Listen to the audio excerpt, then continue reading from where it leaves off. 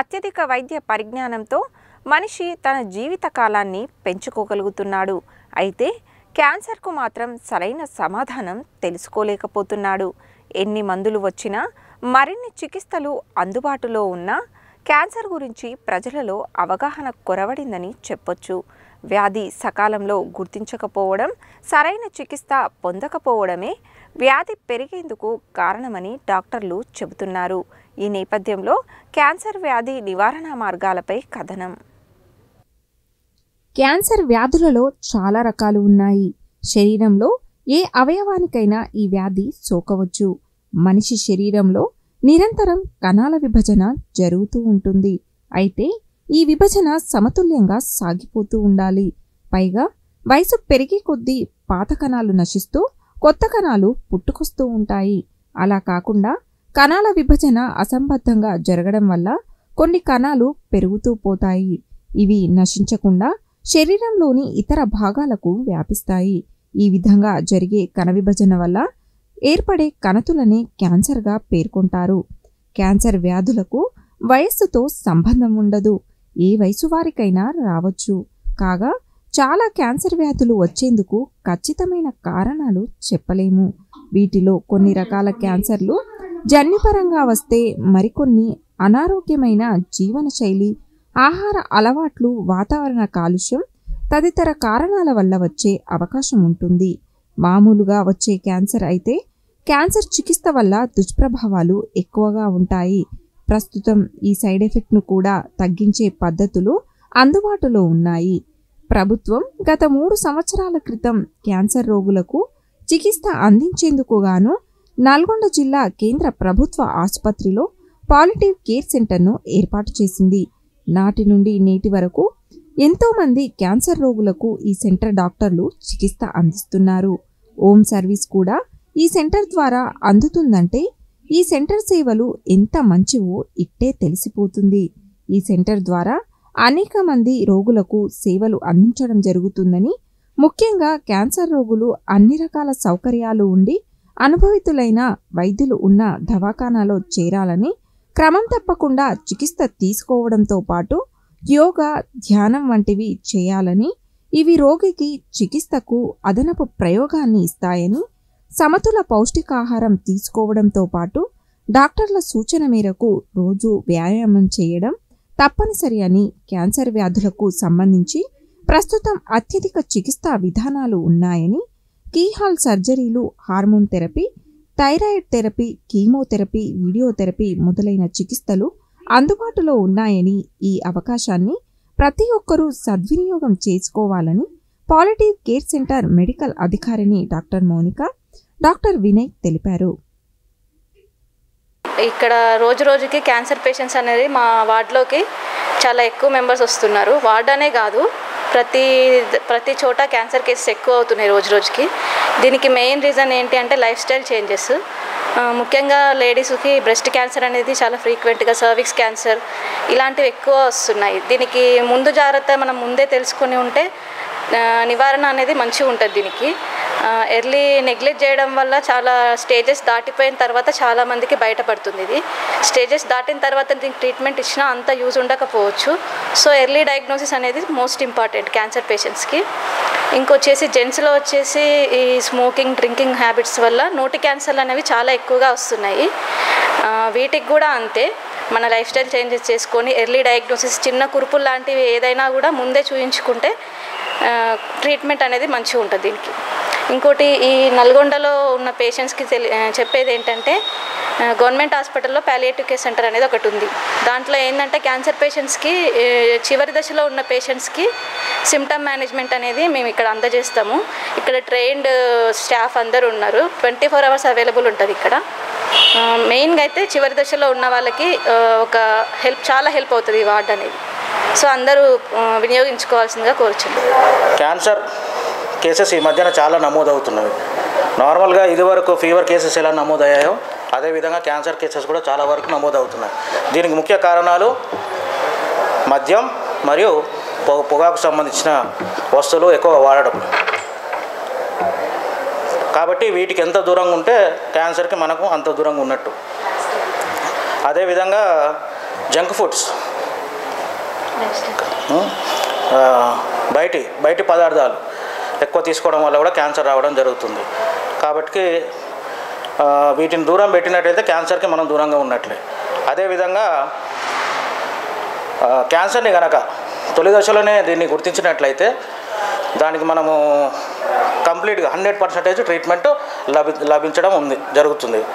అదేవిధంగా నల్గొండలో NHM scheme కింద పాలియేటివ్ కేర్ సెంటర్ స్టార్ట్ చేయడం జరిగింది. స్టార్ట్ చేసి కూడా 3 ఏళ్ళు అవుతున్నది. ఎంతోమంది కొన్ని వేల మంది పేషెంట్స్కి ఇక్కడ ట్రీట్మెంట్ ఇవ్వడం జరుగుతున్నది. త్వరలో కీమోథెరపీ కూడా నల్గొండ పాలియేటివ్ కేర్ సెంటర్స్లో స్టార్ట్ చేయడం జరుగుతున్నది. దీన్ని పట్టణ ప్రజలందరూ ఉపయోగించుకోవాలని కోరుకుంటున్నాము. క్యాన్సర్ని ముఖ్యంగా మనకు దరిచేరకుండా ఉండాలంటే ప్రశాంతమైన వాతావరణంలో డైలీ వ్యాయామం చేయడము, అదేవిధంగా ఈ కలుషిత ఆహారానికి దూరంగా ఉండడం వలన మనకు క్యాన్సర్ అనేది దరిచేరదు. క్యాన్సర్ గురించి ప్రజల్లో అవగాహన పెంపొందించడానికి, క్యాన్సర్ను రాకుండా నివారించడం ఎలా, ఒకవేళ వస్తే దాన్ని ఏ విధంగా మనం ట్రీట్మెంట్ తీసుకోవాలి, రాకుండా ఏం జాగ్రత్తలు తీసుకోవాలి అనే దాని గురించి అవేర్నెస్ కోసము ఈరోజు ఎన్నుకోబడింది. ప్రతి 8 నిమిషాలకు ఒక మహిళ ఎక్కడో ఒక చోట ప్రపంచంలో క్యాన్సర్ సర్వీక్స్, గర్భసంచి ముఖద్వార క్యాన్సర్ తోటి చనిపోతున్నారు. ఇంకా ఈ 2025లో కూడా. ఇంతకుముందు క్యాన్సర్ సర్వీక్స్ లీడింగ్ ఉండింది, ఇప్పుడు క్యాన్సర్ బ్రెస్ట్ లీడింగ్ ఉన్నది.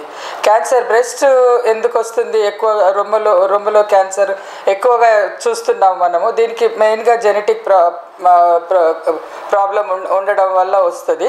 జెనెటిక్ ప్రాబ్లం ఉన్న వాళ్ళకి family history of breast cancer ఉన్నవాళ్ళు చాలా జాగ్రత్తగా ముందే మ్యామోగ్రఫీస్ చేయించుకోవడము, స్కానింగ్స్ చేయించుకోవడము, తర్వాత సెల్ఫ్ బ్రెస్ట్ ఎగ్జామినేషన్ స్నానం చేసేటప్పుడు కానీ, తర్వాత ఇంట్లో బెడ్రూమ్లో కానీ డ్రెస్సింగ్ మిర్రర్ ముందు నిల్చుని 2 బ్రెస్ట్లు ఈక్వల్గా ఉన్నాయా, 2 నిప్పుల్స్ కరెక్ట్ పొజిషన్లో ఉన్నాయా, పిండి చూసినప్పుడు బ్రెస్ట్లో నుంచి నిప్పుల్స్లో నుంచి ఏమైనా ద్రవాలు లాంటివి ఏమైనా వస్తున్నాయా, బ్లడ్ స్టెయిన్ డిశ్చార్జ్ ఏమైనా వస్తుందా, నిప్పుల్స్ ఏమైనా వెనక్కి లోపలికి గుంజుకుపోయినట్టున్నాయా, తడిమి చూసుకున్నప్పుడు ఏమైనా చిన్న నాడ్యూల్స్, చిన్న బఠానీ గింజంత సైజు స్వెల్లింగ్ కూడా ఉండొచ్చు.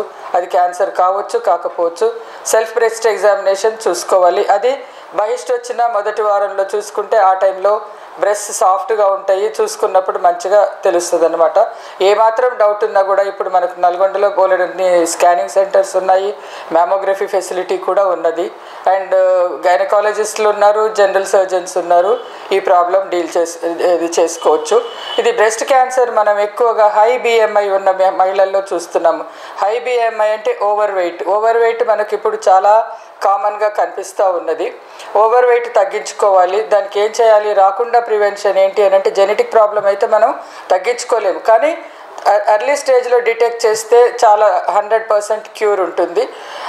ఎర్లీ స్టేజ్లో డిటెక్ట్ చేయాలి అంటే ఇందాక నేను చెప్పిన విధంగా సెల్ఫ్ బ్రెస్ట్ ఎగ్జామినేషన్ చేయించుకోవాలి. 40 years దాటిన వాళ్ళు కంపల్సరీగా మ్యామోగ్రఫీ చేయించుకోవాలి. ప్రాబ్లం ఉన్నా లేకపోయినా కూడా చేయించుకోవాలి. Every 3 years, once in 3 years చూయించుకోవాలి అవసరాన్ని బట్టి. తర్వాత అట్లనే ఫ్యామిలీ హిస్టరీ ఉన్నవాళ్ళు వాళ్ళ డాటర్స్కి కూడా జాగ్రత్తలు చెప్పాలి ముందే. సిమ్టమ్స్ ఏంటి అని అంటే పెయిన్ఫుల్ స్వెల్లింగ్, కానీ పెయిన్ లేకుండా స్వెల్లింగ్ ఉంటుంది. ఫస్ట్ పెయిన్ లేకుండా స్వెల్లింగ్ ఉన్నప్పుడు, చిన్న గడ్డలు ఉన్నప్పుడు నొప్పి లేదులే అని చాలా వరకు నిర్లక్ష్యం చేస్తున్నారు. అట్లా చేయకూడదు. క్యాన్సర్ గడ్డలు బిగినింగ్లో ఎర్లీ స్టేజ్లో నొప్పి ఉండదు. నొప్పి వచ్చింది అని అంటే చాలా లేట్ స్టేజెస్కు వెళ్ళిపోయినట్టు. సో ఎర్లీ స్టేజ్లో, ఫస్ట్ స్టేజ్లోనే ఏ అవయవానికైనా వచ్చిన క్యాన్సర్ని మనము పట్టుకోగలిగితే దానికి 100% క్యూర్ ఉంటుంది. తర్వాత నెక్స్ట్ సెకండ్ కామన్ క్యాన్సర్ మహిళల్లో గర్భసంచి ముఖద్వార క్యాన్సర్, సర్వైకల్ క్యాన్సర్ అంటాం మనము. సర్వైకల్ క్యాన్సర్ ఫ్యామిలీ హిస్టరీ ఏమీ ఉండదు, కాకపోతే ఒకటే పరిస్థితుల్లో పెరుగుతారు కాబట్టి జాగ్రత్తగా ఉండాలి. క్యాన్సర్ లక్షణాలు ఏంటి అని అంటే ఏ క్యాన్సర్ అయినా కూడా, శరీరంలో వచ్చే ఏ క్యాన్సర్కైనా కూడా మొదట్లో ఆకలి తగ్గిపోతుంది, జీర్ణశక్తి కోల్పోతారు, తర్వాత వెయిట్ తగ్గిపోతుంది. తర్వాత క్యాన్సర్కి వచ్చే అవయవాన్ని బట్టి దానికి సిమ్టమ్స్ ఉంటాయి. సర్వైకల్ క్యాన్సర్ బిగినింగ్లో ఏమీ సిమ్టమ్స్ ఉండవు. కాబట్టి ఏమి సిమ్టమ్స్ లేకుండా ఉన్నప్పుడు ఆ స్టేజ్లో మనం పట్టుకోవాలి అంటే ప్యాప్స్మియర్ పరీక్ష చేయించుకోవాలి. ప్యాప్స్మియర్ పరీక్షలో కణాల్లో ఉండే క్యాన్సర్ చేంజెస్, అబ్నార్మల్ చేంజెస్ను మనం చాలా ఎర్లీగా పికప్ చేయొచ్చు. సో 30 ఏళ్ళు దాటిన ప్రతి మహిళ కాన్పులు అయిన తర్వాత ఫ్యామిలీ ప్లానింగ్ అయిపోయినా కూడా, మాకు కొంతమంది ఫ్యామిలీ ప్లానింగ్ అయిపోయింది ఇంకా మాకేవి ప్రాబ్లమ్స్ రావు అని అనుకుంటారు. అట్లా కాదు. 30 ఏళ్ళు దాటిన ప్రతి మహిళ కూడా, నల్గొండలో ఉన్న వాళ్ళు మనకు ఇప్పుడు దాదాపు 25 నుంచి 30 మంది గైనకాలజిస్టులు ఉన్నారు. అన్ని సెంటర్లలో కూడా ఈ ప్యాప్స్మియర్ టెస్ట్ చేస్తారు. ఇది చాలా చీప్ కూడా. దాంట్లో 2 వెరైటీస్ ఉంటాయి. మనకి ఏ వెరైటీ వీలుగా ఉంటే ఆ వెరైటీ ప్యాప్స్మియర్ స్క్రీనింగ్ చేయించుకోవచ్చు. మేము గత 2016 నుంచి ఐఎంఏ, నేను ప్రెసిడెంట్గా ఉన్నప్పటి నుంచి ఇప్పటి వరకు కూడా మేము హెల్త్ క్యాంప్స్ నిర్వహిస్తూనే ఉన్నాము. ఐఎంఏ తరఫున, ఫాక్సీ తరఫున, మన హాస్పిటల్ తరఫున కూడా నేను పర్సనల్గా క్యాంప్స్ నిర్వహిస్తున్నాము. అసలు సర్వైకల్ క్యాన్సరే రాకుండా ఉండాలి అని అంటే మనకు ప్రివెన్షన్ ఉన్నది. శరీరంలో ఎక్కడ క్యాన్సర్ వచ్చినా కూడా రాకుండా ఆపడానికి వ్యాక్సిన్ లేదు. అది మన అదృష్టం ఏంటి అని అంటే హెచ్పివి వ్యాక్సిన్ మనకు ఇప్పుడు అవైలబుల్ ఉంది. హెచ్పివి వ్యాక్సిన్ అంటే human papilloma virus. Human papilloma virus infection sexual contacts వలన ఆడవాళ్ళ నుంచి మగవాళ్ళకి, మగవాళ్ళ నుంచి ఆడవాళ్ళకి వస్తుంది. కాబట్టి మనం హెచ్పివి వ్యాక్సిన్ అంటే ఓన్లీ అమ్మాయిలకి మాత్రమే ఇవ్వాలి అనే ఒక అపోహ ఉంది. అది ఈరోజు మీరు క్లియర్గా వినాలి. మగవాళ్ళు హెచ్పివి ఇన్ఫెక్షన్ సంక్రమించి అది ఇంటర్ కోర్స్ ద్వారా ఆడవాళ్ళకి ఇన్ఫెక్షన్ వస్తుంది. రిపీటెడ్గా హెచ్పివి ఇన్ఫెక్షన్ వచ్చినప్పుడు బాడీలో రెసిస్టెన్స్ తక్కువైపోయినప్పుడు అది అట్లానే బాడీలో ఉండిపోయి వైరస్ కణాలు అభివృద్ధి చెంది క్యాన్సర్కి దారితీసే అవకాశాలు ఉన్నాయి.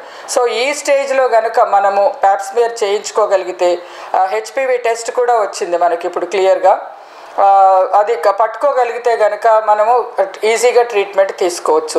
హెచ్పివి వ్యాక్సిన్ తీసుకున్న తర్వాత మళ్ళీ మనకు క్యాన్సర్ స్క్రీనింగ్ అవసరమా అనేది చాలామంది డౌట్ వెళ్ళబుచ్చుతున్నారు. హెచ్పివి వ్యాక్సిన్ 4 రకాలది ఒక వ్యాక్సిన్ ఉంది. క్వాడ్రివెలెంట్ ఒకటి ఉంది, నానోవెలెంట్ 9 వెరైటీస్ ఆఫ్ వైరసెస్కి అగెన్స్ట్గా ఒక వ్యాక్సిన్ ఉంది. ఇవి కాకుండా కూడా వేరే వ్యాక్సిన్స్తో వచ్చే ఇన్ఫెక్షన్ ఉంటే కనుక ఇది ప్రొటెక్షన్ ఉండదు. కాబట్టి చాలా మైన్యూట్ ఇన్ఫెక్షన్ వలన వచ్చే సర్వీక్స్లో చేంజెస్ ఏమైనా ఉంటే కనుక వ్యాక్సిన్ తీసుకున్నాం కదా అని చెప్పేసి మనం నిర్లక్ష్యం చేయకూడదు. వ్యాక్సిన్ తీసుకున్నాము, ఆ 4 రకాలు లేదా 9 రకాల వైరస్లకి ప్రొటెక్షన్ వస్తుంది, కానీ మిగతా వైరస్లకి ప్రొటెక్షన్ ఉండదు. మైన్యూట్ చేంజెస్ వచ్చే అవకాశం ఉన్నది. కాబట్టి వ్యాక్సిన్ తీసుకున్నాక కూడా సర్వైకల్ క్యాన్సర్ స్క్రీనింగ్ ప్రతి 2 సంవత్సరాలకు లేదా 3 సంవత్సరాలకు చేయించుకుంటూనే ఉండాలి. తర్వాత ఈ హెచ్పివి వ్యాక్సిన్ ఇద్దరికి, అమ్మాయిలకి అబ్బాయిలకి కూడా ఇవ్వాలి. మనము ఇంతవరకు ఎక్కువగా అవేర్నెస్ లేదు, ఉన్నా కూడా వ్యాక్సిన్ ఎక్కువగా వేయించుకోవట్లేదు. మేము దాదాపు 2018 నుంచి మేము ఇక్కడ నల్గొండలో ఐఎంఏ తరఫున, ఫాక్సీ తరఫున, పర్సనల్గా మా క్లినిక్స్లో కూడా మేము వ్యాక్సిన్ గురించి అవేర్నెస్ చెప్తున్నాము, వ్యాక్సిన్ వేస్తున్నాము క్యాంప్స్ పెట్టి. లేదు, ప్రతిరోజు కూడా వ్యాక్సిన్ వేస్తున్నాము. ఇది ఇప్పుడు నల్గొండలో సర్వవ్యాక్ ఈజీగా అవైలబుల్ ఉంది. సర్వవ్యాక్ అండ్ గర్డాసిల్ ఉంది. సర్వవ్యాక్ క్లినిక్స్లో 2000కు వేస్తున్నాము ఒక dose. 9 to 14 years both boys and girls ఇద్దరికి, అమ్మాయిలకి అబ్బాయిలకి 9 to 14 years లోపల వేస్తే కనుక 90 to 100% రాదు, క్యాన్సర్ రాదు. సో అది 2 డోసులు వేసుకోవాలి. ఈరోజు వేసుకున్నాం అనుకోండి ఒక డోసు, మళ్ళీ 6 months తర్వాత ఒక డోసు, 2 డోసెస్ సరిపోతాయి 9 to 14 years అయితే. 9 to 14 years దాటిన తర్వాత 14 to 26 years వరకు బోత్ విమెన్ అండ్ మెన్కి 3 డోసెస్ వేసుకోవాలి.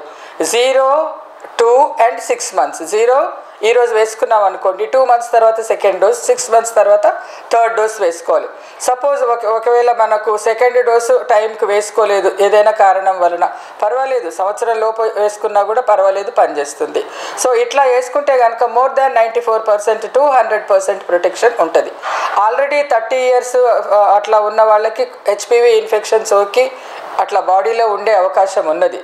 అయినా కూడా ఆల్రెడీ హెచ్పివి ఇన్ఫెక్షన్ వచ్చిన వైరస్కి ప్రొటెక్షన్ ఉండదు, కానీ ఇంకా వేరే మిగతా వెరైటీస్ ఆఫ్ వైరసెస్ వల్ల వచ్చే ప్రొటెక్షన్ ఈ వ్యాక్సిన్ వల్ల ఉంటుంది. సో మనం ఇంత మంచి అవకాశాన్ని మనము సద్వినియోగపరచుకోవాలని నేను మిమ్మల్ని రిక్వెస్ట్ చేస్తున్నాను. ఇంకొకటి ఏంటి అంటే, నన్ను IMA state coordinator for HPV వ్యాక్సినేషన్గా నన్ను నియమించారు.